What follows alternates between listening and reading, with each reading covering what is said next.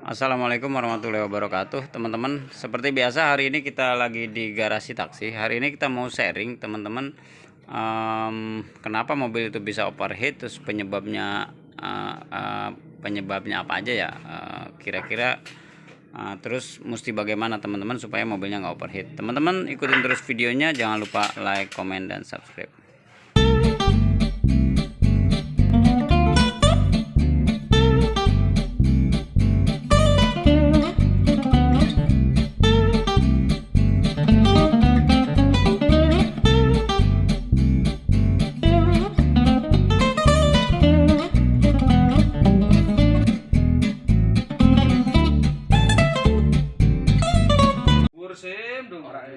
Oke, langsung aja teman-teman. Seperti tadi udah saya bilang bahwa kita coba bahas sharing tentang mobil overheat. Kebetulan di saya nih ada satu kasus mobil yang overheat. Jadi supaya teman-teman nanti mungkin yang baru banget bawa mobil paling nggak ada gambarannya. Nah, jadi teman-teman, beberapa faktor yang mobil itu bisa overheat. Yang pertama pastinya itu karena masalah airnya. Jadi airnya habis, airnya bocor, atau ya radiatornya mampet. Jadi masalahnya ada di pengairannya. Nah, jadi masalahnya apa aja?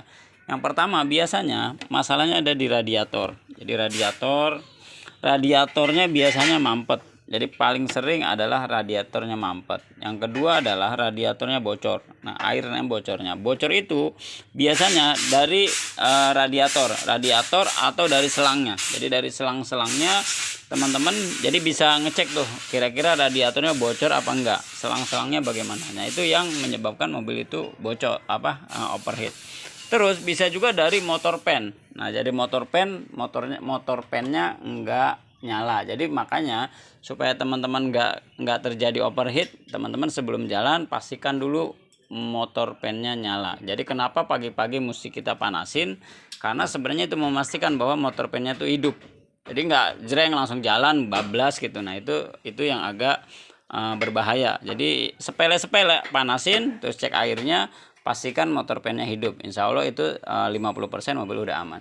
Jadi airnya ada, motor pennya hidup. Nah, itu salah satu juga yang menyebabkan overheat.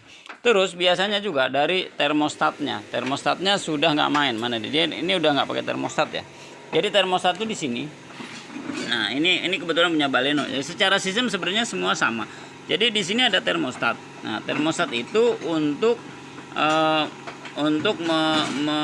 menstabilkan suhu mesin. Jadi mesin itu ada di kisaran 70-80. Makanya yang ngaturnya adalah termostat. Jadi switch termostat di sini termostatnya. Jadi kalau dia misalnya kepanasan mesin, maka dia akan ngebuang lagi ke radiator, didinginin masuk lagi ke mesin. Terus begitu sirkulasinya. Nah, kalau termostatnya bermasalah, nah itu udah pasti itu akan jadi overheat. Terus kemudian juga bisa dari water pumpnya. Water pumpnya di mana dia? Jadi water pump. Nah, dia water pumpnya di sini. Nah, ini water pump ya. Jadi ada termostat yang buka tutupnya, ada water pump yang ngalirinnya. Water pump. Jadi water pump itu kayak mesin airnya lah. Jadi mesin air di sini kayak baling-baling. Jadi nanti dia muterin ke sirkulasinya, putarannya dia dari water pump. Kenapa dia bisa dari water pump? Biasanya water pumpnya masalahnya ada di bearingnya sudah bermasalah. Jadi dia ciri-cirinya ngorok. Atau dia giginya sudah keropos, bisa juga seperti itu. Nah, itu bisa jadi overheat. Dan itu yang bisa juga menyebabkan mobil teman-teman overheat. Nah, itu bagaimana teman-teman supaya overheat itu bisa diantisipasi lah. Yang pertama pasti tadi saya bilang tuh, cek motor pennya sebelum jalan hidup apa enggak. Terus air radiatornya ada apa enggak. Terus selalu monitor di dalam dashboard. Jadi nggak ada dashboardnya istilahnya temperaturnya nyala. Jadi itu pastikan dari segi itu. Nah, terus teman-teman kalau teman-teman juga misalnya ada indikasi tuh untuk pengairan, pendinginan itu jangan dientar-entar. Misalnya sering kejadian nih, radiatornya bocor. Radiator misalnya bocor. Nah, ini radiator mana lagi? Jadi misalnya nih ya, kita anggap radiator ada bocor tapi enggak ditanganin. Nah, itu jadi nggak ditanganin, nanti teman-teman nanti bermasalah di jalan, itu agak bahaya. Jadi untuk pengairan nggak bisa dientar-entar, teman-teman harus cepat-cepat ditangani. Nah terus kan selanjutnya misalnya teman-teman udah kadang overheat. Nah udah kadang overheat misalnya teman-teman di jalan itu bagaimana? Nah kalau teman-teman misalnya ada kasus overheat di jalan, pastikan yang pertama adalah motor pennya hidup. Nah motor pennya hidup apa enggak? Yang pertama itu dulu, motor pennya hidup apa enggak, teman-teman bisa nyalain mesinnya. Kalau dia normal dia biasanya muter dia, kalau panas dia muter. Nah kalau memang udah pasti dia memang misalnya nyala di motor pennya, di sini nih biasanya nih motor pennya, teman-teman pastikan ada kebocoran apa enggak. Nah, ada kebocoran apa enggak.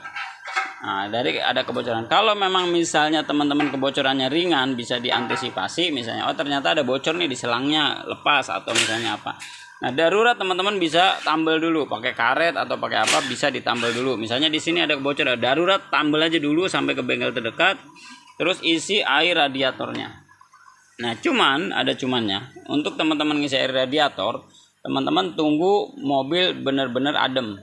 Lebih nggak terlalu panas lah, itu paling nggak teman-teman nunggu 15 menit baru teman-teman bisa masukin ke air radiatornya. Nah itu ke radiatornya pelan-pelan, jangan terlalu langsung diguyur, karena yang terjadi kalau teman-teman lagi panas terus kemudian diguyur, dia akan ke sini larinya. Nah jadi ke sini headnya dia akan melenting. Nah otomatis mobil harus turun separuh. Nah mungkin teman-teman juga nanya, kok bisa headnya melenting kan? Nah jadi ada dua faktor nih head melenting itu. Yang pertama adalah tadi ketika teman-teman overheat, masukinnya langsung lagi panas dimasukin airnya, otomatis posisi ini panas, kena air dingin yang dia melenting. Yang kedua, teman-teman nggak monitor di dashboard bahwa mobil overheat. Jadi mobil sudah overheat tapi teman-teman hajar terus, jalan terus, otomatis dia akan melenting. Masih untung melenting kalau dia nggak nge-gym ya. Misalnya hanya di melentingnya doang itu masih untung. Jadi masih bisa ditanganin turun separuh. Nah kurang lebih gitu. Terus kira-kira biayanya berapa? Nanti kita coba estimasi biayanya ya. Kalau teman-teman misalnya overheatnya misalnya cuman bocor tapi penanganannya bagus, itu bisa dipastikan itu kebocoran yang ditanganin itu selesai. Misalnya dari selangnya mungkin nggak mahal, atau dari radiatornya nggak mahal. Kalau penanganannya bagus. Tapi kalau penanganannya nggak bagus kan bisa kayak gini. Nah terus kalau sampai parah kayak gini berapa biayanya? Kalau memang cuman mapras doang, nah sebenarnya murah, mungkin 1,5 jutaan bisa. Kalau cuman mapras ganti head. Tapi kalau memang kan biasanya kita sekalian, mesti ganti oli, mesti ganti filter, seal-sealnya segala macam. Biasanya estimasi di bengkel antara 2,5 juta sampai dengan 3 juta. Kurang lebih biayanya seperti itu. Jadi teman-teman silahkan teman-teman cek unitnya, jangan sampai kejadian seperti ini. Sayang karena memang biayanya butuh banyak. Jadi sebelum kejadian lebih baik enak dicek, recheck, atau teman-teman lebih teliti sebelum bawa mobil. Jadi hati-hati teman-teman lihat di tutorialnya bagaimana sebelum jalan bawa mobil ya. Jadi nggak mobil jalan langsung jalan nggak ngecek lagi. Terima kasih, mudah-mudahan bermanfaat. Wassalamualaikum warahmatullahi wabarakatuh.